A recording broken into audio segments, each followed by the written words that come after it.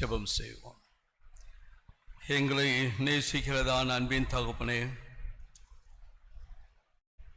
இப்படி வார்த்தையை தியானிக்கின்ற இந்த நேரம் எங்களுக்கு ஆசீர்வாதத்தின் நேரமாய் மாற்றுங்க.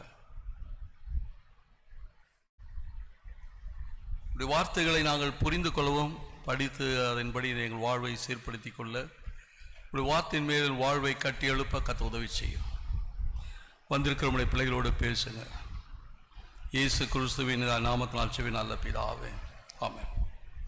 ஆண்டவராகிய இயேசு கிறிஸ்துவின் நாமத்தினாலே உங்கள் யாவருக்கும் என்னுடைய வாழ்த்துக்கள்.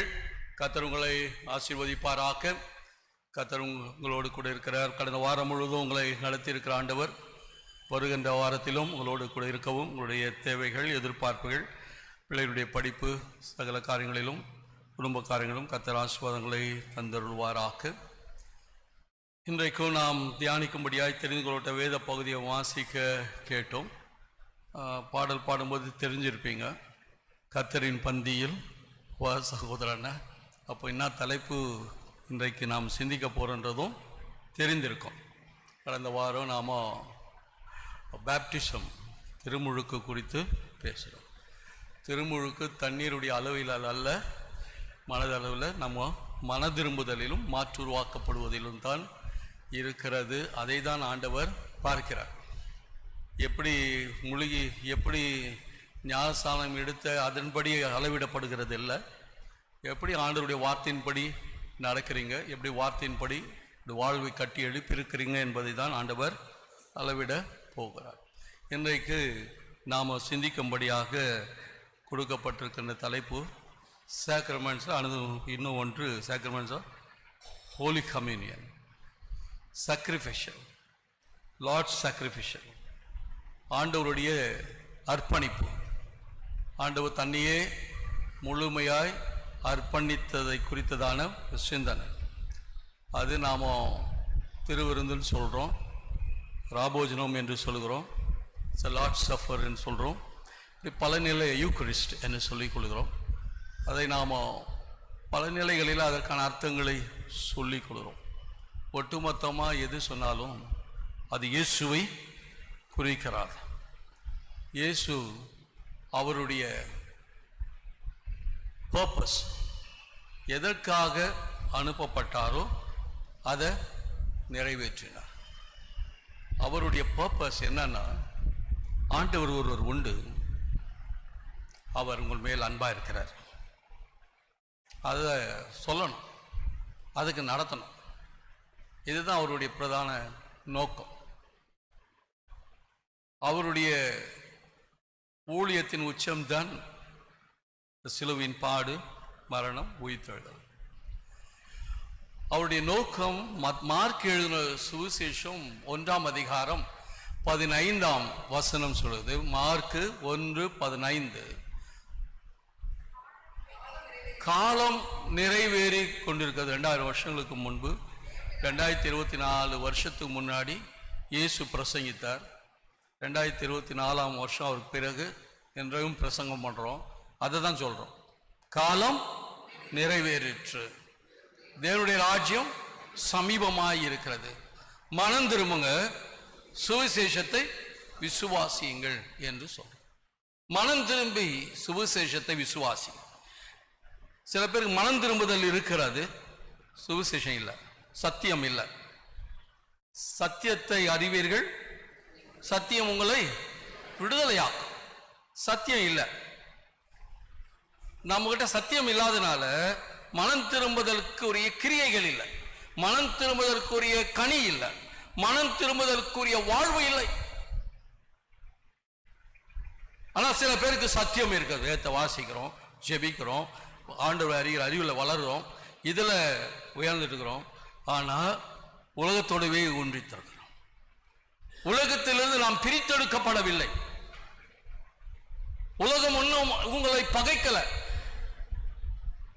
சத்தியத்தோடு, இந்த உலக சத்தியத்தோடு மனம் திரும்புதலுக்கான சத்தியத்தை சொல்லி ஜனங்கள் மத்தியில் ஊழியம் செய்த இயேசு அவர் சொல்றாரு, இந்த ஊழியம் செய்ததுனால ஜனங்கள் என்னை பகைக்கிறாங்கன்றார். இந்த உலகம் என்னை பகைக்கிறது. இயேசுவை பகைக்கிற அந்த உலகம் இன்னும் நம்மை பகைக்க ஆரம்பிக்கல. பகைக்கிற மாதிரி நாம நடக்கல. இன்னும் ஜனங்களோடவே இருக்கிறோம். என்னன்னா மனித நேயம் கெட்டுவிடக்கூடாது. எல்லா மதமும் சம்மதம்ன்றதில் நாம் போய் கொண்டிருக்கிறோம். அது கிறிஸ்தவன் ஆயிருக்குன்னு அவசியம் இல்லை. கிறிஸ்தவர்கள் என்றால் பிரித்தெடுக்கப்பட்டவர்கள். கிறிஸ்தவர்கள் என்றால் ஆண்டவருடைய பிள்ளைகள். கிறிஸ்தவர்கள் இயேசு அறிந்து அவரை ஏற்றுக்கொண்டு அவரை பின்பற்றுகிறோம். நல்ல வசனம் அந்த யோவான் சொல்றாரு, 1 யோவான் 1:12 நாம் எல்லாம் அவருடைய பிள்ளைகள் ஆயிட்டோமா. அவர் விசுவாசத்தின் மேல் அவரை ஏற்றுக்கொண்டவர்கள் எத்தனை பேர்களோ அத்தனை பேர்களும் அவருடைய பிள்ளைகள் சொல்றார். நாம் எல்லாம் அவருடைய பிள்ளைகள் என்று சொன்னால் இயேசுக்கு என்ன நடந்தது அது நமக்கு நடக்கணும். யோவான் 7:7 இப்படி சொல்றாரு. யோவான் 7:7 இன்னும் மார்க் 1 இருக்குது. 7:7 உலகம் உங்களை பகைக்க மாட்டாது. ஏன்னா எல்லாத்தையும் ஒன்னாவே இருக்கிறோமே. அதனால உலகம் என்னை பகைக்கல. அவனும் லேட்டா வரான், நானும் லேட்டா வரேன். அவனும் போய் சொல்றான், நானும் போய் சொல்றேன். அவனும் தப்பு கணக்கு எழுதுறான், நானும் தப்பு கணக்கு எழுதுறேன். நானும் வீட்டு எதிரில் குப்பைகளை கொட்டுறோம், அவனும் கொட்டுறான். இதுல என்ன வித்தியாசங்கிறது கிறிஸ்தவர்களுக்கு மற்றவங்களுக்கு தான். என் வீட்டு தண்ணியை ரோட்ல ஓடுது, அவங்க வீட்டு தண்ணியும் ஓடுது. அதுல என்ன ஒரு வித்தியாசம்? நம்ம வீட்டுல ஒரு டிசிப்ளின் இல்லையே. அவனும் குறுக்க நெடுக்கத்தான் வண்டியை ஓடுறான், நீ நானும் கூட குறுக்க நெடுக்க தான் வண்டி ஓடுறோம். இல்லை என்ன கிறிஸ்தவம்? கிறிஸ்தவர்கள் என்று சொன்னால் பேச்சில, நடத்தில, வாழ்வில் நாம ஒரு மாற்றத்தை உருவாக்குகிறவளா இருக்க வேண்டும். உலகம் உங்களை பகைக்கலையே, பகைக்க மாட்டாது. அதன் கிரியைகள் பொல்லாதவைகள் என்று நான் சாட்சி கொடுத்தபடினாலே அந்த உலகம் என்ன பகைக்குது, உங்களை பகைக்க மாட்டேன்றார். அன்னைக்கு ஏன்னா இந்த உலகத்தோடு நாம ஒரு பிரித்தெடுக்கப்பட்டவளா இல்லை, ஜெபிக்கிறவளா இல்லை. எதில் நாம வித்தியாசத்தை காட்டுறோம்? எதில் நாம பிரித்தெடுக்கப்பட்டவர்கள் என்பதற்கு அடையாளம் நாம் எல்லாம் ஆண்டவருடைய பிள்ளைகள். நாம் ஆராதிக்கிற தேவன் ஜீவன் உள்ளவர். அதுல ஒன்றும் சந்தேகம் இல்லை. இன்னும் சத்தமா கூட பாட்டு பாடுறோம், இன்னும் சத்தமா கூட ஜெபம் பண்றோம், பேசுறோம். ஆனா செயல்ல இல்லையே. சத்தியம் நல்ல யோவான் எழுதுறாரு. 1 யோவான் 1:6 தேவனோடு இருக்கிறேன்னு சொல்றது தான் பெருசா இருக்குது. நாங்களாம் ஆண்டவருடைய பிள்ளைகள், ரட்சிக்கப்பட்டிருக்கிறோம், கிறிஸ்தவர்கள், சென்ட் பால்ஸ் குடும்பம், இதெல்லாம் பெருசா தான் இருக்குது, நல்லா தான் இருக்குது.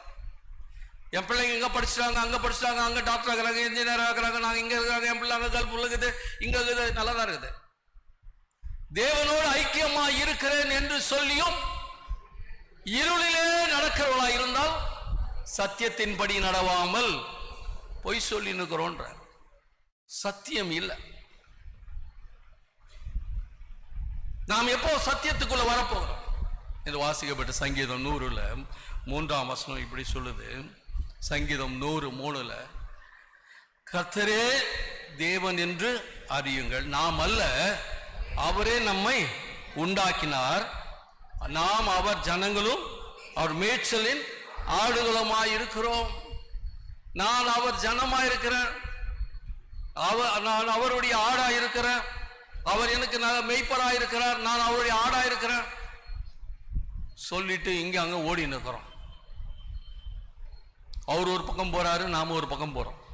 அவர் ஒரு பக்கம் நடத்துறாரு, நான் ஒரு பக்கம் நடக்கிறேன். எதிர்மறையான காரியங்கள் நடந்து கொண்டே இருக்கிறார். இன்னும் நானும் அவரும் எப்பொழுது ஒன்றித்து போறோம்? பல காரியங்களை சொல்றோம். போன வாரம் சொன்னோம், திருமுழுக்கு இம்பார்ட்டன்ஸ், ஞானஸ்தானம் அவசியம். பெற்றோர்கள் தங்கள் குழந்தைகளை திருச்சபை நியமப்படி இங்க வந்து திருமுழுக்கு கொடுக்குறாங்க, ஞானஸ்தானம் கொடுக்குறோம். இங்க கொடுத்ததோடு மட்டும் போதாது, அது முழுமையான ஞானஸ்தானம் அல்ல. இங்க கொடுக்குற ஞானஸ்தானம் ஆலயத்தில் பெற்றோர்கள் முன்னிலையில் பெற்றோர்கள் பிளட்ஜ் பண்ணி உங்க குழந்தைக்கு கொடுக்கிற ஞானஸ்தானம் பெருசு இல்லை. ஆனால் இந்த குழந்தைகள் வளர்ந்து பெரியவர்களாகி இயேசு எனக்காய் மரித்தார், உயிர்த்தெழுந்தார் என்று ஆண்டு வரப்போகிறார், அதுக்கு நான் சாட்சியா இருப்பேன், நான் சாட்சியா ரட்சிக்கப்பட்டு மீட்கப்பட்டு அவருடைய பிள்ளையா இருப்பேன்னு சொல்லி அறிக்கை செய்து திடப்படுத்தல் பங்கு கொண்டு திருவிருந்துக்கு வருகிற பொழுதுதான் உங்களுடைய திருமுழுக்கு நிறைவு பெறுகிறது. திருமுழுக்கினுடைய நிறைவு எங்க வருது?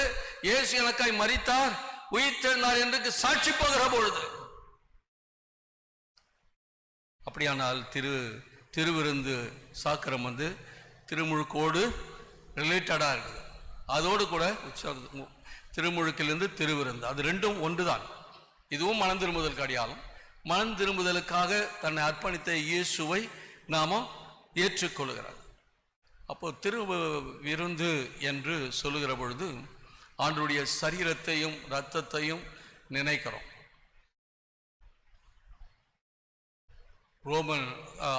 ரோமன் கத்தோலிக்க திருச்சபையார் இப்படி சொல்றாங்க, அந்த அப்பமும் திராட்சை ரசமும் ஜெபித்த பிறகு அது ஆண்டவருடைய சரீரமாகவும் இரத்தமாகவும் மாறிடுச்சு. அதை யாரும் ஆடியன்ட் பாஸ்டர் ஃபாதர்ஸ் மட்டும் தான் தொடணும், மற்றவங்க யாரும் என்ன பண்ணக்கூடாது, தொடக்கூடாது. ஆண்டவர் வார்த்தைகளை பைபிளை கையில் பிடிக்கக்கூடாது, தொடக்கூடாது. அப்படி இன்னொங்க வச்சுன்னு தான் இருக்கிறாங்க. இப்போ தான் கொஞ்சம் மலிந்து எல்லார் வீட்லேயும் ரோமன் ஆர்சி பீப்புள் வீட்டிலெல்லாம் பைபிள் வந்துடுச்சு. அதெல்லாம் பிரசங்கெல்லாம் மாறிடுச்சு அவங்களது. இன்னும் எவ்வளோ காலத்தில் இயேசு தான் ரட்சகர், இயேசு தான் மீட்பர், அதோடு நிற்க போகிறாங்கன்னு தெரியாது. அதுவும் தாண்டி அவங்க மரியாதை தான் முடிக்கிறாங்க. அதனால தான் அவங்க ஃபாதர்லாம் அந்த அப்பத்தை திராட்சை ரசத்தில் தொட்டு அவரே வாயில் வச்சுற, கை கூட தொடக்கூடாது. வாயை திறந்தால் அதுக்குள்ளே போட்டுருவார். ஏன்னா அதில் ஆண்டவருடைய சரீரமும் இரத்தமும், அப்படி அவங்களுடைய நம்பிக்கை இருக்கிறார். நம்முடைய நம்பிக்கை அவருடைய சரீரமும் இரத்தம் தான் நினைக்கிறோம். அதுதான் நம்முடைய விசுவாசம். அதோடு நிற்கலை, அதில் ஒரு சாக்ரிஃபைஷியல் பார்க்கணும். என் பாவங்களுக்காக, என் மீறுதலுக்காக அவர் அடிக்கப்பட்டார், அவர் இரத்தம் சிந்தப்பட்டது. அதை நம்ம உச்சமாக நினைக்கிறோம். புரோட்டஸ்டன்ட் சர்ச்சிலெல்லாம், திருச்சபையில் அப்பமும் திராட்சை ரசமும் ஆண்டவருடைய சரீரம் இரத்தம் அப்படின்றதோடு தாண்டி என் மீது அவர் அன்பாயிருக்கிறார், என் மேல் இரக்கமாயிருக்கிறார், என்னை அவர் பாதுகாக்க விரும்புகிறார், என்னை பராமரிக்கிறவர், என்னோடு கூட இருக்கிறவர். ஆகவே அவருடைய அடிப்படுதல், அவருடைய அர்ப்பணிப்பு, அது உச்சமா நம்ம பார்க்கிறோம். ஆகவே இங்க திருவிருந்தில் பங்கு கொள்ள வருகிற பொழுது அவர் எனக்காய் மரித்தார், உயிர்த்தெழுந்தார், அவர் மறுபடியுமாய் வருவார் என்ற நம்பிக்கையோடு விசுவாசத்தோடு தான் இந்த திருவிருந்தை என்ன பண்றோம், உங்க கையில கொடுத்து நீங்க உட்கொள்ளுங்கள் என்று சொல்றோம். ஆண்டவருடைய சரீரத்தையும் இரத்தத்தையும் நினைவு கூர்ந்து இந்த பந்தியில பங்கு கொள்ளுங்க உங்களை அழைக்கிறோம். அதற்கான ஆயத்தங்கள் எல்லாம் செய்கிறோம். அதுக்குதான் திடப்படுத்தல் வகுப்பு வைக்கிறோம். அதை பெற்றுதான் நீங்க வரீங்க. அதில் இன்ஃப்ளூயன்ஸ் ஆயிடுது, பணம் இன்ஃப்ளூயன்ஸ் ஆயிடுது, அதிகாரங்கள் இன்ஃப்ளூயன்ஸ் ஆயிடுது, குடும்ப பாரம்பரியங்கள் இன்ஃப்ளூயன்ஸ் ஆயிடுது. ஏன்னா பிள்ளைங்க வகுப்புக்கே வர்றதில்லை. என்ன பண்ணுறது, செக்ரட்டரி விட்டு பிள்ளைங்க, ட்ரெஷர் விட்டு பிள்ளைங்க, நிறையா கான்ட்ரிபியூஷன் கொடுக்குற பிள்ளைங்க, இது ஐயருடைய பிள்ளைங்க, இது ஊழியக்காரங்க பிள்ளைங்க. சரி, ஒரு வகுப்புக்கு வந்தால் போதும். இப்படி தான் அதனுடைய கான்சன்ட்ரேஷன் குறைஞ்சி போச்சு. அதனால தான் அவங்களுக்கு அந்த திருச்சபையினுடைய பாரம்பரியம், திருச்சபையினுடைய வளர்ச்சி, திருச்சபையினுடைய வாழ்வில் அவர்கள் இணைந்து போவதற்கு முடியல. படிப்பு முக்கியமா போச்சு, பணம் முக்கியமா போயிடுச்சு. திடப்படுத்தல் வகுப்பு வரன்னா அவ்வளோ கஷ்டம். ஆனால் டியூஷனுக்கு பாரு, காலையில் 4 மணிக்கு எழுந்து 5 மணிக்கு ஓடி போய் பசங்களை விட்டுட்டு 8 மணிக்கு போய் ராத்திரியில் நின்று பசங்களை கூட்டின்னு வரத்துக்கெல்லாம் நேரம் இருக்குது. அதுக்கு உங்களுக்கு ஒத்து போகுது சரீரம். ஆனால் ஆண்டவர் அறிகிற அறிவில் நடக்கணும்னா வரல. அது உங்கள் மேலே தப்பு இல்லை, அது எங்கள் மேலேயும் தப்பு தான். நாங்களும் ஸ்ட்ரிக்டாக இருந்தால் இந்த ஐயர் தேவையில்லைன்னு லெட்டர் எழுதுவீங்க, அவ்வளோதான். 2 பேரும் சேர்க்கலன்னு நினச்சிங்க, என்ன பண்ணுவீங்க? இந்த ஐயர் சரியில்லை, அவரு நான் பெரியவரா, இதுக்கு முன்னும் தெரியும் எவ்வளோ நல்லவர் அப்படின்னு சொல்லுவீங்க, அவ்வளோதான். அதுக்கு பயந்து என்ன பண்ணுறோம், நாங்களும் எப்படின்னா போட்டோன்னு விட்டோம். அதனால திருச்சபை கெட்டு போயிருக்கிறது. இந்த சரீரமாகிய திருச்சபையில் இன்னும் பிரச்சனைகள், பிரிவினைகள், மனஸ்தாபங்கள் இன்றைக்கும் புறங்குறுதலும் பரிகாசங்களும் ஏற்படுவதற்கான காரணம் என்ன? இன்னும் திருச்சபையினுடைய வாழ்வில் நாம இணைத்துக் கொள்ளல, திருமுழுக்கு இல்லை. ஞானஸ்தானத்தில் இன்னும் வளரல. சும்மா நாங்கள் சொல்கிறோம் சண்டே ஸ்கூலுக்கு பிள்ளைகளை அனுப்புங்க அப்படின்னு சொல்கிறோம். யாரும் அனுப்ப மாட்றாங்க. பிள்ளைகளை பக்கத்துலேயே வச்சிங்கன்னா நல்லா இருக்கும்னு நினைக்கிறேன். காலையில் 6 மணிக்கு எடுத்துன்னு போய் விட்டு ராத்திரி 6 மணிக்கு கூட்டின்னு வராங்க. அதில் பாதுகாப்பு இருக்குது, அதில் உங்களுக்கு நம்பிக்கை இருக்குது, அவங்களுக்கு மேலே இருக்குது. ஆனால் கோயிலில் நீ இங்கே உட்காருங்க, பிள்ளைங்களை அங்கே அனுப்பிச்சிட்டு இங்கே வந்து உட்காருங்கன்னு சொன்னால் போய் அங்கேயே நிற்கிறாங்க. ஒரு 2-3 பேரண்ட்ஸ் அங்கேயே இருப்பாங்க. ஏன்னா பிள்ளைங்க எங்கன்னா ஓடிட்டா என்ன பண்ணுறது? ஸ்கூலில் ஓடாதுங்கெல்லாம் சர்ச்சுக்குள்ளே வந்து ஓடிடும், அங்கே விடாதுங்கெல்லாம் இங்கே வந்து விழுந்துடும். திருச்சபைன்னா அது அந்த அந்த பயம் இல்லை. சும்மா நாங்கள் கோயில் நடத்தி நிற்கிறோம், நாமும் கிறிஸ்தவலாக இருக்கிறோம். இன்னும் எவ்வளோ காலத்துக்கு இப்படி இருப்போம்? மேற்பூச்சாய் ஆண்டவரை நாம் தேடிக்கொண்டிருக்கிறோம். இன்றைக்கு இப்படிப்பட்ட தலைப்புலாம் எதுக்கு கொடுக்குறாங்க, எதுக்கு நம்ம தியானிக்கிறோம்னா அதனுடைய அர்த்தங்களை புரிந்து அதன்படி நாம நடக்கணும் என்பது தான். ஏன் இந்த திருவிருந்து ஆண்டவர் அடிக்கப்பட்டார், ஆண்டவர் உடைக்கப்பட்டார், ஆண்டவருடைய ரத்தம் சிந்தப்பட்டது, அதை நாம நினைவு கூர்ந்து ஒவ்வொரு மாசமும் அது திருவிருந்துல பங்கு கொள்ளணும்னா பாடி 2வது காணிக்கை எடுத்து முடிச்ச பேருக்கு வராங்க நிறைய பேர். நம்ம சர்ச்சில் கூட அது விதி விலக்கல. பொதுவாக எல்லா சர்ச்சிலும் இருப்பாங்க, நம்ம சர்ச்சிலும் விதி விலக்கல. 2வது காணிக்கை ஏற்றுட்டாங்களா அப்படி ஒரு இன்ஃபர்மேஷன் போச்சுன்னா அப்போ வராங்க. நிறைய பேர் குடும்பங்கள் அப்படி இருக்குது. என்ன பண்ணுறது? அவளுக்கு நேரமும் இல்லை, சரீர பலவீனங்கள், பல காரியங்கள், பிஸி ஷெட்யூல், அதனால் அதுவும் செய்கிறாங்க. திருவிருந்து ஏதோ ஆண்டவருடைய சமூகத்திலிருந்து பெற்றுக்கொள்கிற பிரசாதம் இல்லை, அது வழிபாடு. துவக்கத்தில் இருக்கணும், துவக்கத்தில் வரணும். இன்னும் எவ்வளோ காலத்துக்கு நம்ம சொல்லி நிற்போம்? எவ்வளோ காலத்துக்கு உணர்வற்றவர்களாகவே இருப்போம்? 8 மணிக்கு வாங்கன்னு சொல்கிறோம். ஆலய வழிபாடு 8 மணிக்கு ஆரம்பிச்சிருது. 8 மணிக்கு எங்கள் பிள்ளைங்க பாட ஆரம்பிச்சிடறாங்க. எல்லா பெஞ்சும் பரிசுத்தமாகுது. அந்த ஹோலியஸ்ட் பெஞ்சில் தான் நீங்கள் உட்காந்துக்கிறீங்க. 8 மணிலேருந்து இந்த பெஞ்சு இங்கே காது கொடுத்து கேட்கும். அது சொல்லும், நாங்கள் 7:30 மணிக்கு நாங்கள் ஆயுதமாயிட்டோம், இந்த பிள்ளைங்க கொஞ்சம் லேட்டாக வந்துட்டாங்க, 8 மணிக்கு ஆரம்பிக்குது, 8:05க்கு பாட்டு ஆரம்பித்தாங்க. இந்த நாங்கள் அப்போ கூட நாங்கள் 8:30 வரைக்கும் பாட்டு கேட்டிருந்தோம். என் பெஞ்சு நான் வந்து இந்த 4 பேர் சுமக்க வேண்டிய பெஞ்சு 5 பேர் சுமக்க வேண்டிய, நாங்கள் ஒரு வாரம் காலியாகவே இருந்தோம், யாருமே வந்து உட்காரலன்னு சொல்லுங்க. அதுக்கு சாட்சி சொல்லும். இந்த பெஞ்சு சாட்சி சொல்லும், இந்த தூளம் சாட்சி சொல்லும், இந்த ஃபேனுகள் எல்லாம் சாட்சி சொல்லணும். அது சொல்லும். இந்த சண்டே நான் என் மேலே யாருமே வந்து உட்காரல, நானும் ஆயத்தமாக இருந்தேன். விசுவாசிகளை சுமக்கிறதுக்கு நான் ஆயத்தமாயிட்டேன். ஒரு விசுவாசியும் வரல. 5 பேர் உட்கார பெஞ்சு நான், யாரோ ஒருத்தர் உட்காந்துருந்தாங்க, 2 பேர் உட்காந்துருந்தாங்க, 3 பேர் உட்காந்துருந்தாங்க. நான் இன்னும் 2 பேர் கூட சுமக்க தயார். இது போய் சாட்சி சொல்லும். ஆனால் வரலையே. அப்போ ஆண்டவர் கேட்பார். அதுக்கு ஒரு கேள்வி இருக்குது, அதெல்லாம் மனசில் வச்சுங்க. நாளைக்கு இந்த ஐயர் சொல்லலைன்னு சொல்லக்கூடாது. அப்புறம் கேட்பார், எனக்கு யாருமே சொல்லலைங்க இது மாதிரியா அப்படின்னு சொல்லிட்டாங்கன்னா சொல்லுவார். இந்த சுரேஷன் ஒரு ஐயர் இருந்தானே, அவன் சொன்னானே, நீங்கள் கேட்டிங்களான்னு கேட்பார். அதன்படி நடந்தீங்களான்னு கேட்பார். அதெல்லாம் ஒரு நாள் வரும். அதுக்கு ஒரு கணக்கு இருக்குது. திருச்சபையின் வழிபாடில் எப்போ ஆலயம் திறக்கப்படும், எப்போ ஓய்வு நாள் வரும், எப்பொழுது நான் ஆலயத்துக்கு போகணும், அந்த உணர்வு வரணும். மற்றதுக்கெல்லாம் பாரு, டைமுக்கு போயிடணும், டைமுக்கு போகணும்னு ஒரு அர்ஜென்சி இருக்குது. ஆண்டவருடைய ஆலயத்துக்கு வரணும்னு ஒரு அர்ஜென்சி இல்லை, அந்த ஒரு மகிழ்ச்சி இல்லை இப்பொழுது. ஏன்னா மனம் திரும்புதல் இல்லை. இங்க ஆண்டவர் இருக்கிறார் என்ற பயம் இல்லை. ஆண்டவரத்தில் என் கணக்கோப்பு வைக்க வேண்டும், என் பாரத்தை இறக்கி வைக்க வேண்டும் என்ற உணர்வற்றவர்களாக வாழ்ந்து கொண்டிருக்கிறோம். சங்கீதக்காரன் அழகாக எழுதுறாரு. என்னென்ன எழுதுறாரு? 2ஆம் வசனம், 100ஆம் சங்கீதம், அந்த 2ஆம் வசனத்தில், மகிழ்ச்சியோடு கர்த்தருக்கு ஆராதிச்சு ஆனந்த சத்தத்தோடு அவர் சந்நிதி முன் வாருங்கள். வரணும், ஆண்டவரை துதித்து கொண்டு வரணும், பாரத்தோடு அழுது கொண்டு வரணும், ஆண்டவர் பாரத்தோடு என்னுடைய வேண்டுதலோடு வரணும். என் மகனுக்காக நான் வந்திருக்கிறேன் ஆண்டவரே, என் மகளுக்காக வந்திருக்கிறேன் ஆண்டவரே, என் கணவனுக்காக வந்திருக்கிறேன் ஆண்டவரே, என்னுடைய மனைவிக்காக வந்து கொண்டிருக்கிறேன், என் பெற்றோருக்காக வந்து கொண்டிருக்கிறேன், என்னுடைய சகோதரனுக்காக சகோதரிக்காக வர, இன்றைக்கு ஆலயத்துக்கு வர. அவனுடைய வியாதி நீங்கணும், அவனுடைய கலந்தோலை நீங்கணும், குடும்ப பிரச்சனை நீங்கணும், உடைந்த உள்ளங்கள் தேற்றப்படணும், எங்களுக்கு ஒரு சமாதானம் கிடைக்கணும், எங்களுக்கு ஒரு சந்தோஷம் கிடைக்கணும், எங்க குடும்பத்தில் இருக்கிற குறைவு நீங்கணும். அந்த ஒரு ஆரவாரத்தோடு, வேண்டுதலோடு, பொருத்தனைகளோடு ஆண்டவருடைய ஆலயத்துக்கு வரணும். இன்றைக்கு திருவிருந்து பங்கு கொள்ள போகிறேன்னா எப்போ நேரத்துக்கு, கடைசியா நேரத்துக்கு வந்து சீக்கிரம் லேட்டாக வந்து லேட்டாக சீக்கிரம் போயிடுறது. அது எந்த பழக்கத்தில் எங்கேருந்து கற்றுன்னு வந்தீங்கன்னு தெரியல. எல்லா சபையும் அது அப்படிதான் இருக்குது.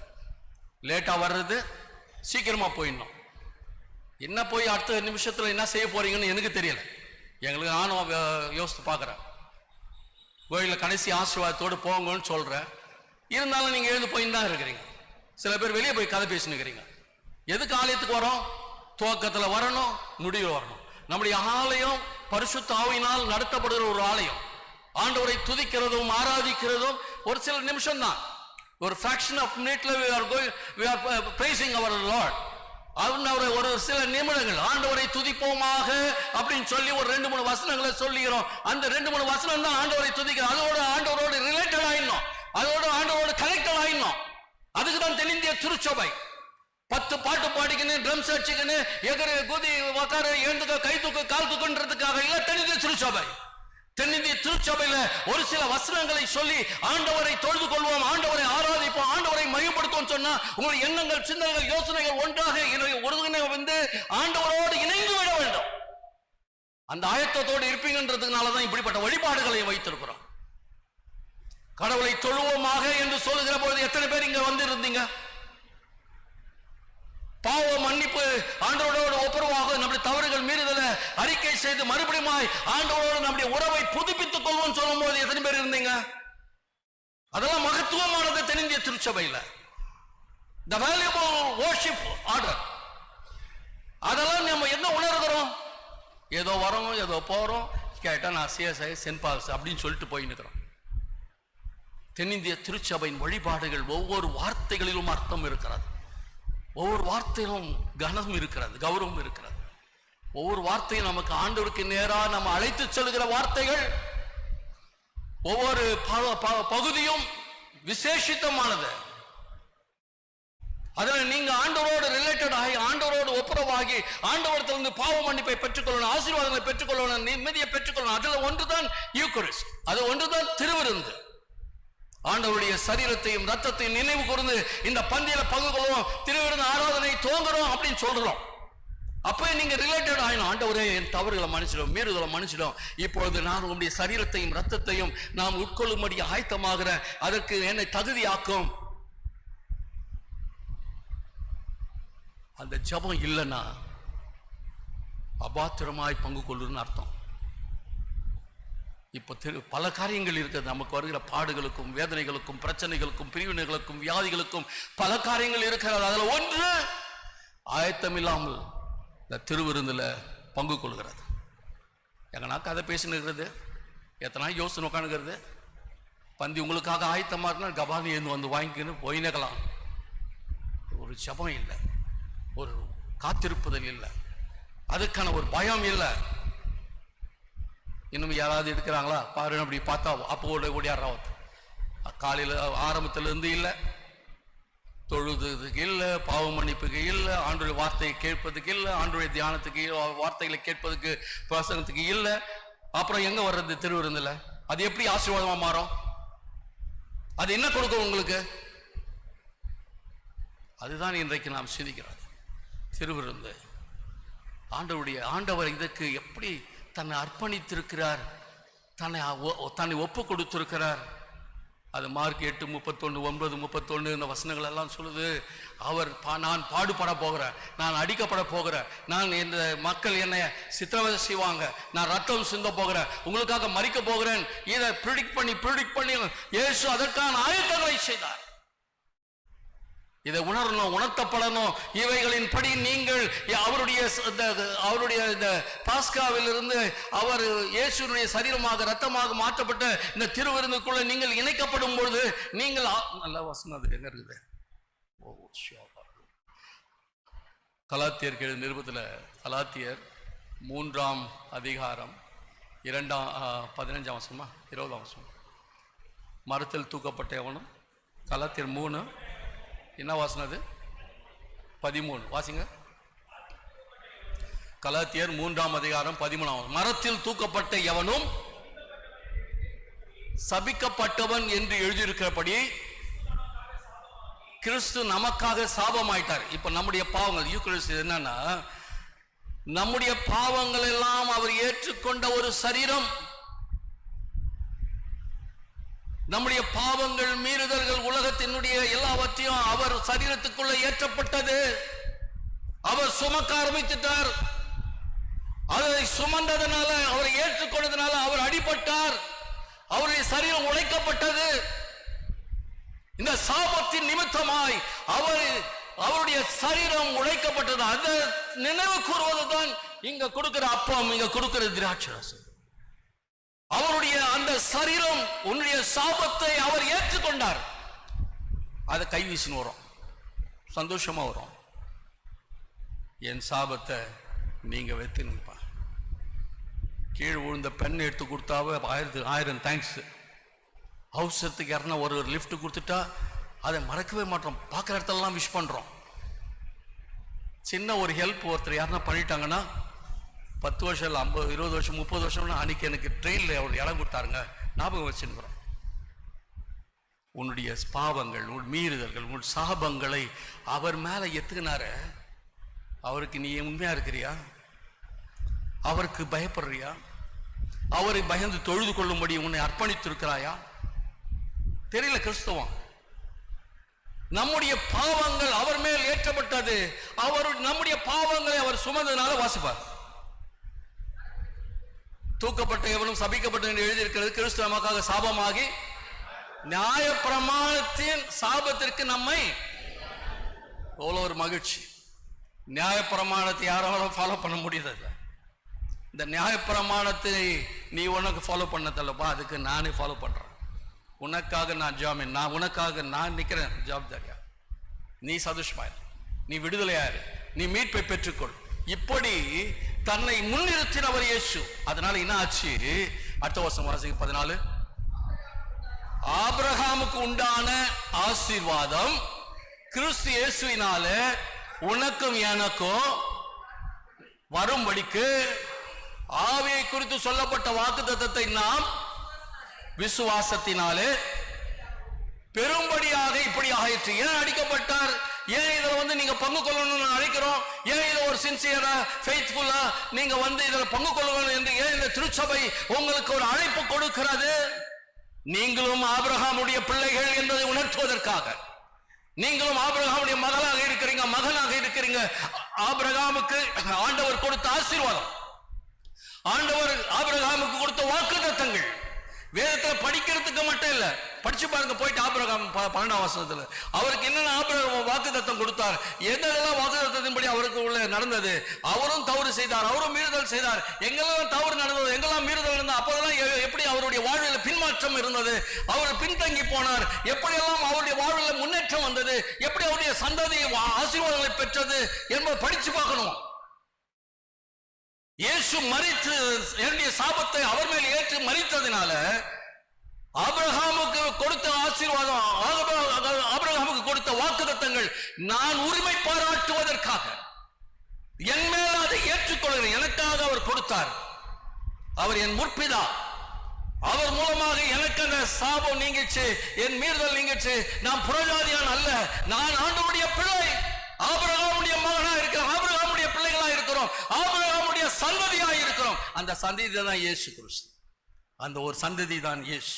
அந்த இயேசு நமக்காக சாபமாகி அந்த சந்ததியினுடைய தொடர்பை நமக்கு கொடுத்துட்டு போகிறார். அந்த தொடர்பை மறந்து விடக்கூடாது. தொடர்பை இன்னும் நம்ம அதில் வளரணும், அதில் பில்ட் பண்ணுறதுக்காக தான் திருவிருந்தில் அவருடைய சரீரத்தை ரத்தத்தை உட்கொள்ளும் பொழுது நான் ஆபிரகாமுடைய மகன், இயேசுனுடைய பிள்ளை. ஆண்டவருடைய வாக்குத்தத்தங்கள், வேதத்தில் இருக்கிற வாக்குத்தத்தங்கள் எனக்கும் சொந்தம். அதன்படி என்னை ஆசீர்வாதி ஆண்டவன் அது இங்கே கேட்டுனுக்கிறதில்ல, இங்கே சாப்பிட்ற இடம். நிறைய பேர் இங்கே ஜெபம் பண்ணுறது பெருசாக நினச்சின்னு வரீங்க. இங்கே யாரும் ஜெபம் பண்ணணும் அவசியம் இல்லை. விருந்து என்ன அர்த்தம்? விருந்துக்கு இலை போட்டோம், சாப்பாடு போட்டோம், கண்ணை முன்னா. ஹாஸ்டலில் பயம் படிக்கிற பிள்ளைங்களுக்கு, படிக்கிறவங்களுக்கு அந்த அந்த அனுபவம் இருக்கும். கண்ணை முன்ன கறி இருக்காது. கண்ணை மூடி ஜெபம் பண்ண என்ன இருக்காது? இலையில வச்சிருக்கிற தட்டில் வச்சுக்கிற முட்டை இருக்காது. விசேஷமான நாளில் பசங்க பயந்து தட்டு மேலே வச்சு சாப்பிட்டு நிற்கும். ஏன்னா பக்கத்தில் இருக்கிற எடுத்துப்பான். விருந்துக்கு கண்ணை மூடணும்னு அவசியம் இல்லை. விருந்துக்கு அப்பம் கொடுக்குது. சில நேரம் இருப்பாங்க, அப்பம் இது உங்களுக்காக பிற்கப்பட ஆண்டவருடைய சரீரம் நான் கையில் கொடுக்குதா, காற்றுல பறகுது. அது ஏனோ தான் வாங்கிறது. பயம் இல்லை, அந்த கான்சன்ட்ரேஷன் இல்லை. அவர் கொடுத்தா நம்ம வாங்கி சாப்பிடணும் என்ற உணர்வு இல்லை, தெரியல. நானும் கிறிஸ்தவர்கள், நானும் திடப்படுத்தல் பெற்று, நானும் திருவிழாவில் பங்கு, நானும் மெம்பர், அப்படிதான் வந்துங்கிறோம்.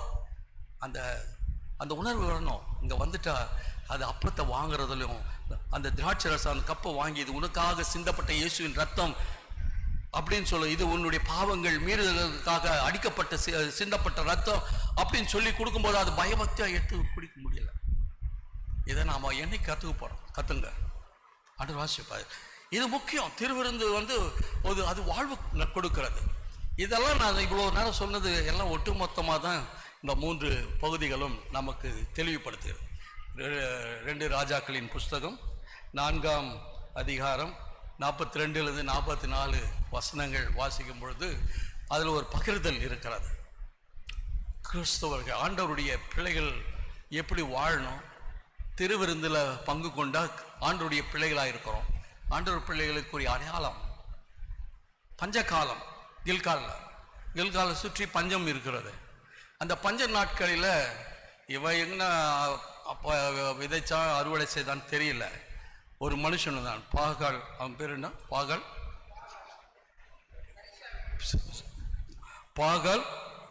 சலிஷா. பாகால் சலிஷாவிலிருந்து ஒரு மனுஷன் வந்துட்டான். அவன் வார்கோதுமை கொஞ்சம் எடுத்துக்கின்னு, வார்கோதுமையினுடைய அப்பத்தை ஒரு 20 சுட்டி எடுத்துக்கணும். கொஞ்சம் கதிர்களை தாள்களை எடுத்துக்கொண்டு ஊழியக்காரனை பார்க்க வந்துட்டான். ஆண்டவர் எனக்கு கொடுத்த ஆசீர்வாதம், ஆண்டவர் கொடுத்த நன்மை, ஆண்டவர் எனக்கு பெற்றுக்கொண்டது. ஆண்டவருக்கு அவருடைய ஊழியத்துக்கு கொடுக்கணும், ஊழியர்களை கொடுக்கணும். அந்த ஊழியர்கள் கனம் பண்ணுன்ற உணர்வுகள் எங்களுக்காக ஜெபிக்கிறவர், எங்களுக்காக வாக்குத்தத்தம் கொடுக்கிறவர், எங்களுக்காக தரிசனங்களை கண்டு சொல்லுகிறவர், எங்களை முன்னெடுத்து செல்கிற ஊழியக்காரர் இவரை பார்க்கறதுக்கு வந்துட்டார். அவர் கில்காலிருந்து பஞ்ச காலத்தில் ஊரே பஞ்சத்தில் இருக்குது. இவர் வந்துட்டார். ஆண்டவருக்கு என்று கொடுக்கும்படி வருகிறார். ஊழியக்காரன் சொல்றாரு, இங்கே ஒரு 100 பேர் காலையிலேருந்து உட்காந்துக்கிறாங்க, நீ கொண்டு வந்தது அவங்களுக்கு கூட எல்லாம் சேர்ந்து சாப்பிடலாம். 100 பேர் இருக்கிறாங்க. அவருடைய ஊழியக்காரனை அழைச்சி கேஎஸ் கிட்ட சொல்றாரு, வாங்கி எல்லாருக்கும் பகிர்ந்து கொடுப்பான்னு. கொண்டு வந்தவங்க கண்ணு பெருசாகிடுச்சு. ஊழியக்காரன் அதுக்கு மேலே தலைவடையுது. 100 பேர் உட்கார வச்சுட்டு 20 அப்பம் கொடுத்துட்டு எல்லாருக்கும் பகிர்ந்து கொடுன்றாரு.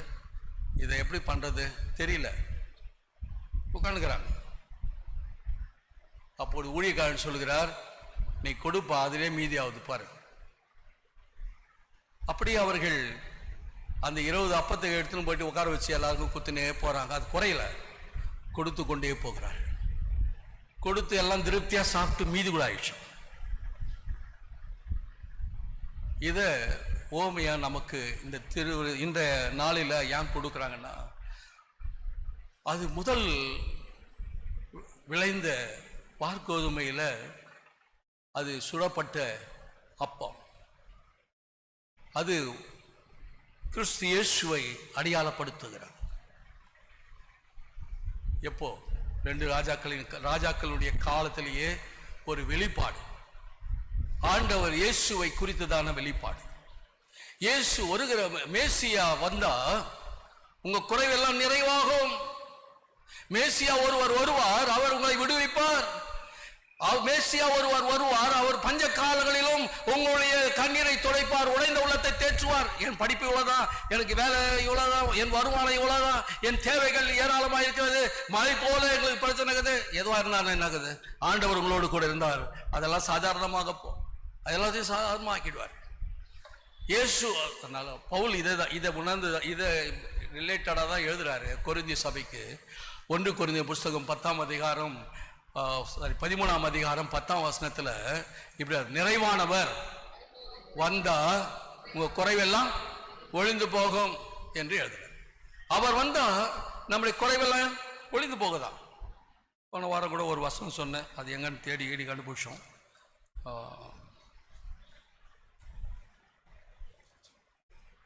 பிலிப்பியர் 4ஆம் அதிகாரமா? பிலிப்பியர் 4ஆம் அதிகாரம்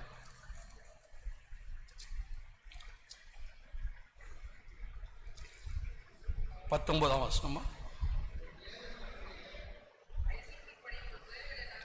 அதுதான். இந்த வாசிங்க 4:19.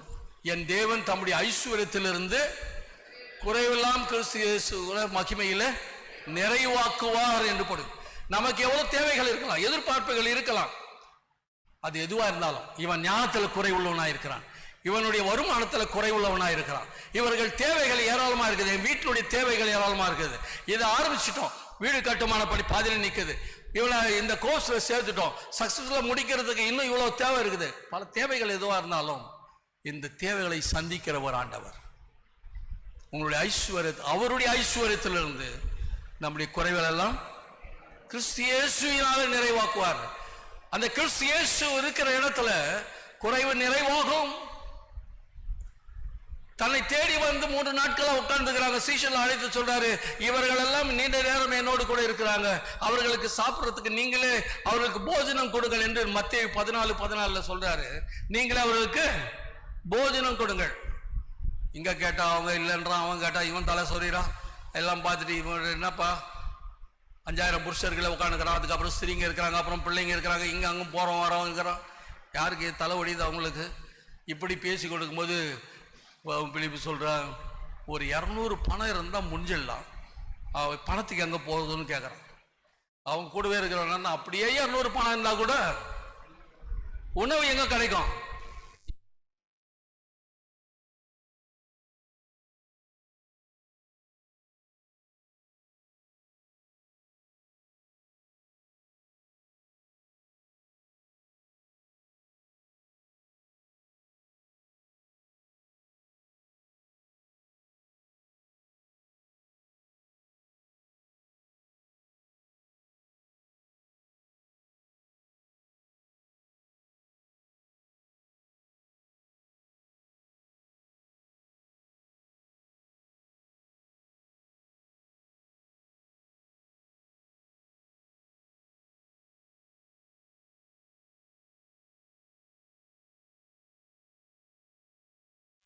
ஊழியர்களை ஜனங்களுக்கு அது பகிர்ந்தளித்து மீதியுமாச்சான். இன்றைக்கு 2024 இப்பொழுதும் நம்முடைய படிப்பு, நம்முடைய வேலை, நம்முடைய வருமானம், நம்முடைய தேவைகளுக்கும் அதிகமாய் ஆண்டவர் ஆசீர்வதிக்க முடியும். ஆமென். நம்முடைய குறைவுகளை அவர் நிறைவாக்குவார், நம்முடைய தேவைகளை சந்திப்பார். அதுக்குதான் இந்த பகுதியை நமக்கு படிக்க கொடுத்தார்கள். நிருப வாக்கியத்தில் 1 கொரிந்தியர் புஸ்தகம் 1 கொரிந்தியர் 11ஆம் அதிகாரம் 23 30 வசனங்களை 59 வசனங்களை வாசித்தோம். 15 59 வசனங்கள் பெரிய அதிக போர்ஷன். அதில் ஒரு பகுதியை தான் தம்பி வாசித்தா. அது எதை சொல்லுகிறது, எதை அதை இன்சிஸ்ட் பண்ணுறாருன்னா, திருவிருந்து கட்டாயம் எல்லாரும் பங்கு கொள்ளணும். அதுதான் ஆரம்பத்தில் சொன்னேன். அபாத்திரமா நீங்கள் என்ன பண்ணக்கூடாது, பங்கு கொள்ளக்கூடாது. அபாத்திரமா ஏனோதானோ அலட்சியமா அப்படி வந்து பங்கு கொண்டா என்ன நடக்கும்?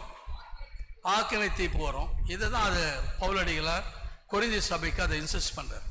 இது திருவிருந்து ஏனோதானு வரலப்பா, அதை நம்ம வரணும். இவனான்றாங்க, நம்ம என்ன நினைக்கிறோம், அவங்க முன்னாடி வந்துட்டாங்க அதனால நான் வரல. பக்கத்து வீட்டில் இருந்து அவங்க முன்னாடி போயிட்டாங்க ஸ்ட்ரீட்டில், அதுக்கு போயிடுச்சு, அதுக்கப்புறம் நான் எங்கே போகிறது அப்படின்னு இவர் வேறு வேலைக்கு போகிறார், வேறு சர்ச்சுக்கு போயிடுறார். இப்படி தான் நம்ம ஆண்டவரை தொழுது கொள்வதும் திருவிருந்தில் பங்கு கொள்வதுமாக இருக்கும். திருவிருந்து நமக்கு ஒரு ஐக்கியத்தை ஏற்படுத்தணும், உறவை ஏற்படுத்தணும். அது நாம் ஆண்டவருடைய பிள்ளைகள் இந்த உணர்வுகளை உணர்த்துதலை கொடுக்கும். அதை நாம் உணர்றதே இல்லை. பவுலடிகளார் இந்த கொரிந்தி சபைக்கு இதை எழுதும்போது தெளிவாக எழுதுறாரு. என்னன்னு எழுதுறாரு, நீங்க அபாத்திரமா வராதிங்க, ஆயத்தத்தோடு வாங்க, அரவணைப்போடு வாங்க. நீங்க ஒருவரை ஒருவர் ஆதரித்து குடும்பமா உறவுகளோடு இந்த திருவிருந்தில் பங்கு கொண்டு நம்ம உறவுகளை புதுப்பித்துக் கொள்ளணும். அதுதான் இது சரீரமாகிய திருச்சபைன்னு சொல்றோம். நாம் எல்லாரும் ஆண்டவருடைய அவயங்களாக இருக்கிறோம். ஒரு சரீரத்தில் அவயங்கள் ஒன்றுக்கு ஒன்று என்னவா இருக்காது, விரோதமாக செயல்படாது. ஒன்றை ஒன்று சார்ந்து இருக்கும், ஒன்றை ஒன்று என்ன பண்ணும், இணைந்திருக்கும், ஒன்று சார்ந்து செயல்படுகிற காரியமாக இருக்கும். இதை தான் திரும்ப திரும்ப சொல்றோம். ஆகவே குடும்பத்திலையும் அப்படிதான் எல்லாரும் ஒன்னா இருக்கும், சபையும் அப்படிதான் எல்லாரும் ஒன்றா இருக்கும். நாம் ஒருமித்து ஆண்டவருடைய நாமத்தை மகிமைப்படுத்துவதற்கான வழிநடத்தலுக்காக இந்த ஒரு பாட்டு வச்சுக்கிறோம். திருவிருந்தில் வாங்க, இதில் பங்கு கொண்டு உங்கள் உறவுகளை புதுப்பித்துக் கொள்ளுங்கள். உங்கள் கஷ்டங்கள் துயரங்களெல்லாம் எடுத்துடுங்க. அது யூஸ்வலாக சொல்கிறது திருவிருந்துக்குன்னா இல்லை, இந்த உபதேசியார் என்ன உபதேசியார் உபதேசியார் ஞாபகம் வரமாட்டேன், மரியான் உபதேசியார். அவருடைய காலத்தில் ஐயர் வராருன்னு சொல்லிட்டு வந்துச்சு செய்தி. இவ்வளோ நாள் அவன் நான் என்ன அப்படின்னு நடந்து நின்றவர். இப்போ ஐயர் வராருன்னு சொன்னால் திருவிருந்து ஆராதனை. திருவிருந்து ஆராதனைன்னா எல்லாரும் ஐக்கியமாக இருக்கணும், எல்லாரும் ஒருமித்து தொழுது கொள்ளணும். அப்போ தான் உணர்வு வருது. அடா என்னடா இது, அன்றைக்கி திட்டி அமிச்சான், அன்னிலேருந்து அவன் பேச மாட்டேன்றான், நானும் பேசுறது இல்லை. அவன் வந்தான் அண்ணா வரா கட்டினான்னு கோயில் நான் பாட்டு நடத்தின்னு இருந்தேன். இப்போ ஐயர் வந்துட்டார், எங்கடா அவன் கேட்டார், என்ன பதில் சொல்கிறது? அவனுக்கு பிரச்சனை இருக்குது, அதனால் அவர் வரல, நான் போய் கூப்பிடலன்னு சொன்னால் அதுக்கு என்னத்துக்கு உதேசராக வெளியே போட்டுட்டாருன்னா என்ன பண்ணுறது? ஒரு பயம் வந்துடுச்சு. ராத்திரியெல்லாம் தூக்கம் வரல. கழகார் ராத்திரி ஒரு பாட்டு எழுதினார். அவன் வீட்டு வாசலில் விடிய விடிய போய் நின்றுங்கினார். பொழுது விடியவே இல்லை, வீட்டு வாசலில் போய் நின்று பாட்டு பாடுறாரு. கத்தரின் பந்தி இருக்குதுப்பா, இன்னைக்கு பாடினோமே அந்த பாட்டு, கத்தரின் பந்தியில் அந்த பாடலை அவர் எழுதி விடிய காலத்தில் போய் அவங்க வீட்டு வாசலில் போய் நின்று, எவ்வளோ 1000 பிரச்சனை இருந்துச்சுப்பா, நம்ம எல்லாம் சேர்ந்து சாப்பிட்லாம், அந்த அடிகளை வாசித்து பாருங்கள். வீட்டில் போய் நம்ம எல்லாம் ஒன்றா சாப்பிட்ணும், நான் ஒன்றா ஆண்டவரை தொழுது கொள்ளணும், ஏதோ முன்ன பின்ன இருந்தாலும் மனுஷிக்க வா போகலாம், கத்தரின் பந்திக்கு நீ இருக்குது, ஐயர் வராரு, நீ வாப்பா. தன்னை தாழ்த்தி தன்னை வெறுமையாக்கி தன்னுடைய வீராப்பு தன்னுடைய சவால்லாம் எடுத்து போட்டு, நாம் எல்லாம் சகோதரர்கள்ப்பா, நாம் எல்லாம் ஒன்றா போய் பண்டிகையில் பங்கு கொள்ளலாம். ஐயர் வராரு, நீ வந்துருப்பா, போய் அழைக்கிறான். அவன் உள்ளந்தவன் இவ்வளோ நாள் அவன் யாரு நான் யாருன்னு பேசியிருந்தவன் ஓடி வந்து கட்டி பிடிச்சி அவங்க அந்த ஒரு நிமிஷம் அவர்கள் கட்டி தழுவி முத்தமிட்டு, நானும் வரேன், நம்ம மன்னிச்சிப்போம், நம்ம எல்லாம் சகோதரர்கள் சொல்லி இருவரும் இணைந்து அது பாடலை பாடி ஆலயத்துக்கு வந்து தொழுது கொண்டார்கள் அப்படின்னு ஒரு வரலாறு எழுதப்பட்டிருக்காங்க. அதுக்கு தானே எபேசிய திருச்சபையாருக்கு பவுலடிகளார் எழுதும்போது எபேசியர் 2ஆம் அதிகாரம் 16ஆம் வசனமா பகை 16 எபேசியர் பகையை சிலுவையினால் கொன்று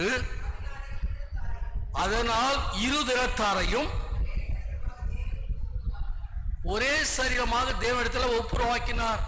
எப்பெல்லாம் இந்த திருவிருந்தில் பங்கு கொள்கிறோமோ, சிலுவையில் இயேசு இந்த நமக்கு இருக்கிற பகைகளுக்காக, நமக்கு இருக்கிற வைராக்கியங்களுக்காக, கணவன் மனைவிக்கு, பெற்றோர் பிள்ளைகளுக்கு, சகோதர சகோதரிகளுக்குள்ள இன்னும் பேசாம பார்க்காம திரும்பாம கூப்பிடாம இன்றைக்கும் தனித்து நீங்க ஒதுங்கி பிரிவினைகளோடு வாழ்ந்து கொண்டிருக்கிறீங்களே, இதைகளை ஒட்டுமொத்தமா சிலுவையில கொன்று, இந்த பகையெல்லாம் சிலுவையில கொன்று நாம் எல்லாம் ஐக்கியமா இருக்கணும் என்பதற்காக அவருடைய சரீரத்தையும் இரத்தத்தையும் நாம் இந்த பந்தியில பங்கு கொள்கிறோம். அதனால 13ஆம் வசனம் இப்படி சொல்லுது, எபேசியர் 2ஆம் அதிகாரம் 13ஆம் வசனம், முன்னே தூரமாக இருந்தீர்கள், இப்பொழுது கிறிஸ்து இயேசுவின் ரத்தத்தினால சமீபமாயிட்டோம்.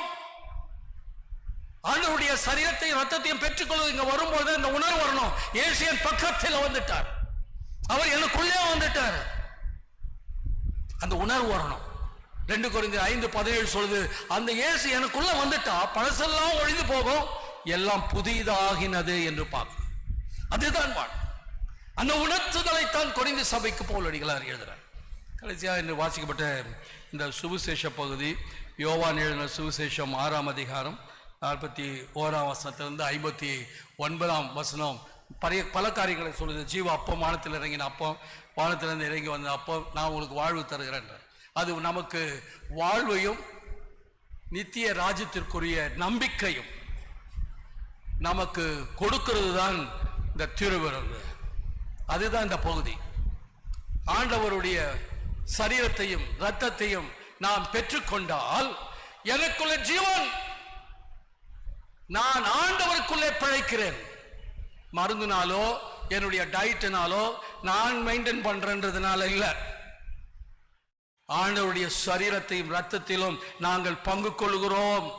ஒவ்வொரு மாதமும் வாய்ப்பு கிடைக்கிற பொழுதெல்லாம் இந்த திருவிருந்தில் நாங்கள் பங்கு கொண்டு அவருடைய சரீரத்தையும் இரத்தத்தையும் நினைவு கூர்ந்து நான் பெற்றுக்கொள்கிறதுனால எனக்குள்ள ஜீவன், நான் பிழைக்கிறேன். அதுதான் 57ஆம் வசனம் சொல்லுது. 6ஆம் நான் இயேசு சொல்ற, நான் பிதாவினாலே பிழைத்து இருக்கிறது போல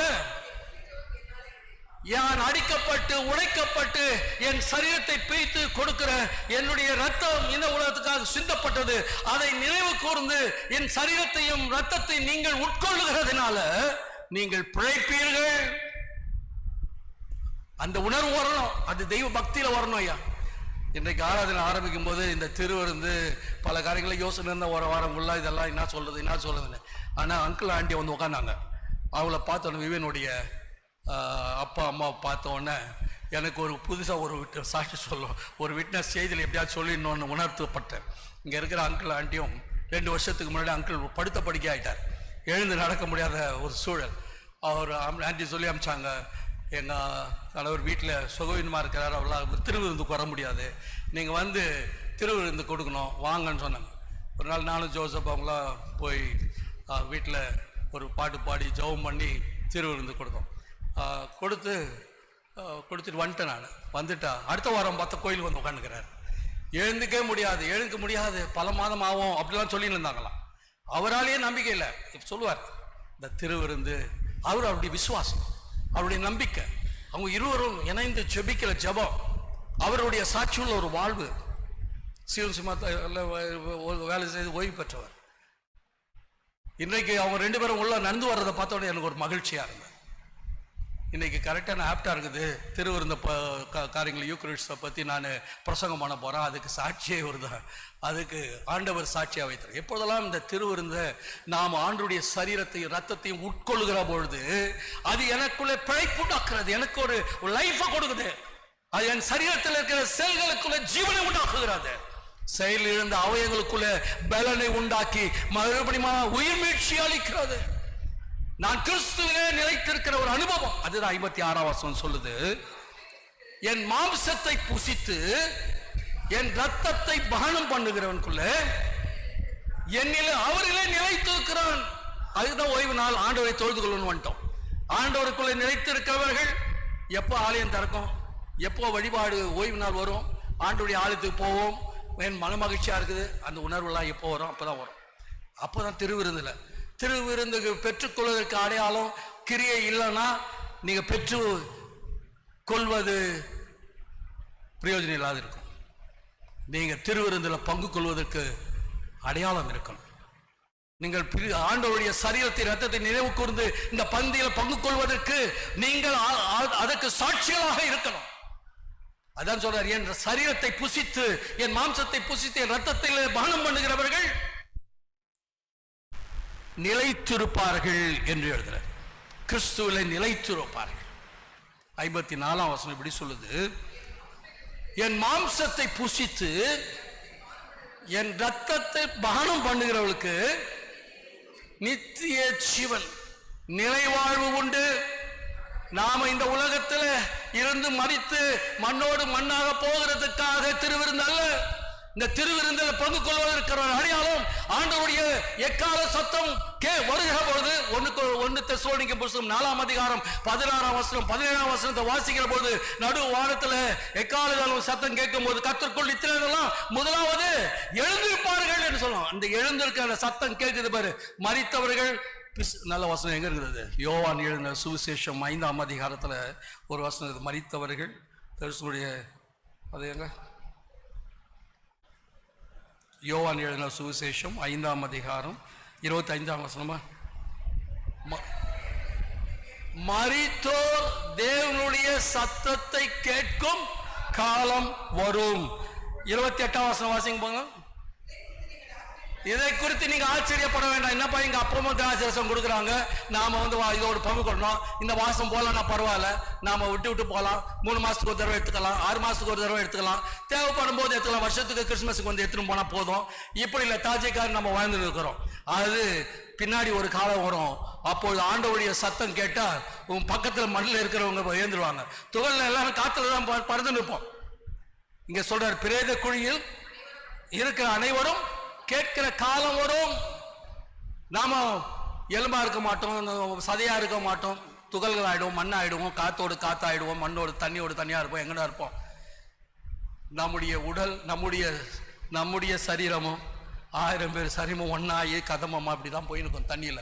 ஆண்டோடைய சத்தம் கேட்கும் போது என் கால், என் கை, என் தலை, என் காது, இவைகளெல்லாம் எங்கெங்கே இருக்குதோ, எந்தெந்த ஊரில் இருக்குதோ, எந்தெந்த உலகத்தில் இருக்குதோ, அதெல்லாம் ஆர்கனைஸ்ட் ஆகி கட கட கட கடன் ஒன்றா ஆகி எல்லாம் எழுமி நிற்கிற காலம் வரும். இதெல்லாம் ஆச்சரியமாக தான் இருக்கும். படிச்சா தானே, படிச்சு பாருங்க, அதை விசுவாசியுங்கள்.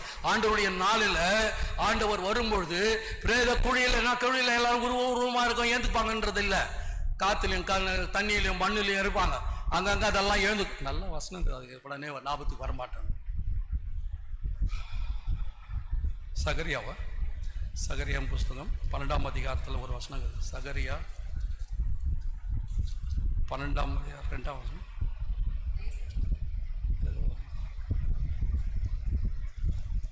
சரி, அடுத்த அது ஞாபகம் வரும்போது சொல்கிறேன். அது என்ன சொல்லுது அந்த வசனம்? காற்றில் தூசியில் இருக்கிற சத்தம் கேட்டுச்சுன்னா, காற்றில் தூசியில் இருக்கிற செல்கள்லாம் ஒன்றா சேர்ந்து, தானியேலின் புஸ்தகம் 12ஆம் அதிகாரம் 2ஆம் வசனம் வாசிங்க. தானியேல் 12:2. பூமியின் தூளில, பூமியின் தூள்ல நித்திரை பண்ணின்னு இருக்கிறோம். தாத்தா பாட்டி, எங்கள் அன்பார்ந்தவர்கள், நேசித்தவர்கள், அவங்கெல்லாம் எதில் பத்துனுக்கிறாங்க? பூமியின் தூள்ல இருக்கிறாங்க. தூள் காற்றில் அப்படியே பறந்துனுக்குது. அதில் காற்று என் கை பறந்துக்குது, கால் பறந்துருக்கும். எக்கால சத்தம் கேட்டுச்சுன்னா அதெல்லாம் ஆர்கனைஸ் ஆகிடுமா? அது படிங்க பார்க்கலாம். பூமியின் தூளிலே நித்திரை பண்ணுகிறவர்கள் அநேகரில் சிலர் நித்திய ஜீவனுக்கும் சிலர் நித்திய நிந்தைக்கும் இகழ்ச்சிக்கும் விழித்து எழுந்திருப்பார்கள். ஒரு நாள் வரும், இதெல்லாம் கேட்கறதுக்கு ஆச்சரியமா இருக்கும். படிக்கணும், அதன்படி நம்ம தெய்வ பக்தியோடு வாழ கற்றுக்கொள்ளணும். ஏதோ படிச்சிட்டோம், வேலை செய்துட்டோம், வருமானம் வருது, வீடை கட்டிட்டோம், காரை வாங்கணும், இந்த செருப்பு மாற்றணும், ட்ரெஸ்ஸை மாற்றணும், இந்த ஹேர் ஸ்டைலை மாற்றணும், இதோட வாழ்க்கை முடியல. கிறிஸ்தவராக இருக்கிறதுக்கு அது போதாது. கிறிஸ்துவா இருந்தால் கிறிஸ்துவோடு இருக்கணும். பழையர்கள் ஒழிந்து போயிடும், எல்லாம் புதிதான ஆண்டவருக்குள்ள ஆண்டவருடைய பிள்ளைகளாக ஆண்டவருடைய சாயலில் நாம வெளிப்படணும். இதைத்தான் ஆண்டவர் எதிர்பார்க்கிறார். அதுதான் இப்படிப்பட்ட தலைப்புகளாக சிந்திக்கணும்னு போடுறாரு. ஆண்டவருடைய சரீரத்தை ரத்தத்தை நினைவு கூர்ந்து நாம் ஒரு பீரியாடிக்கலா ரெகுலரா கன்சீவ் ஆயிட்டா மட்டும் ஓடுதுங்க, இல்லை ஓடுறோம், சாரி மனுஷங்க.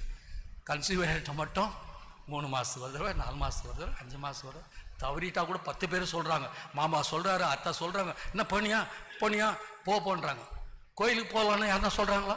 தாத்தாவும் சொல்கிறதில்ல, பாட்டியும் சொல்கிறதில்ல, அம்மாவும் சொல்கிறதில்ல. அப்போ ரொம்ப ரொம்ப டயர்டாக வந்துடலாம். இப்போ தான் ஹாஸ்டல்லேருந்து வந்தாங்க, இப்போ தான் வெளிநாட்டிலேருந்து வந்தாங்க, தூங்கட்டும் கொஞ்ச நேரம், அடுத்த வாரம் போய்க்கலாம். எதுக்கு போகணும்? பயம் இல்லை. கன்சீவ் ஆகிட்டா கருவில் வளருது, குழந்தை பிரியாடுகளாக வளரணும், வெயிட் கரெக்டாக இருக்குதா பாரு, இல்லை நிறையா சாப்பிடு, ரெஸ்ட் எடுக்க, ஆண்டவர் அதுக்கு அவ்வளோ இம்பார்ட்டன்ஸ். ஆனால் நம்மளுடைய ஆன்மா ஆத்துமா ஆண்டவருக்குள்ள வளரணுமே. ஆண்டவருக்கு சமூகத்தை போய் நல்ல வசனம். யோவான் 5ஆம் அதிகாரத்திலேயே கடைசி 29ஆம் வசனமா ஒரு வசனம் இருக்குது. யோவான் 5.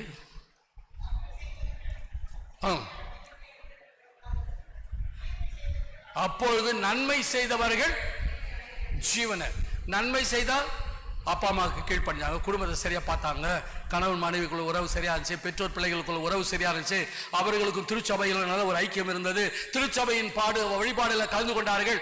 இந்த நன்மை செய்தவர்கள் நன்மை பெறுவதற்காக எழுந்திருப்பார்கள். தீமை செய்த குடும்பம் எப்படின்னா போட்டோம், நான் ஏன் உண்டு, நான் வேலை உண்டு, ஏன் உண்டு, நான் உண்டு, நான் வேலை உண்டு, கணவன் ஒரு பக்கம், மனைவி ஒரு பக்கம், பிள்ளைகள் ஒரு பக்கம், சகோதரர் ஒரு பக்கம், சகோதரிகள் ஒரு பக்கம், இங்க இருக்கிற விசுவாசிகள் நாமெல்லாம் ஒரு குடும்பம் என்ற என்ன சிந்தனைகள் இல்லாம நான் ஒரு பக்கம் நீ ஒரு பக்கம் இழுத்த இந்த திருச்சபையை சின்னாபின்னமாக்கிக் கொண்டிருக்கிறவர்கள். நன்மை செய்தவர்கள் நன்மை பெறுவதற்கும் தீமை செய்தவர்கள் ஆக்கிரை தீர்ப்பு அடைவதற்கும் அவர்கள் எழுந்திருக்கணும்ன்றார்.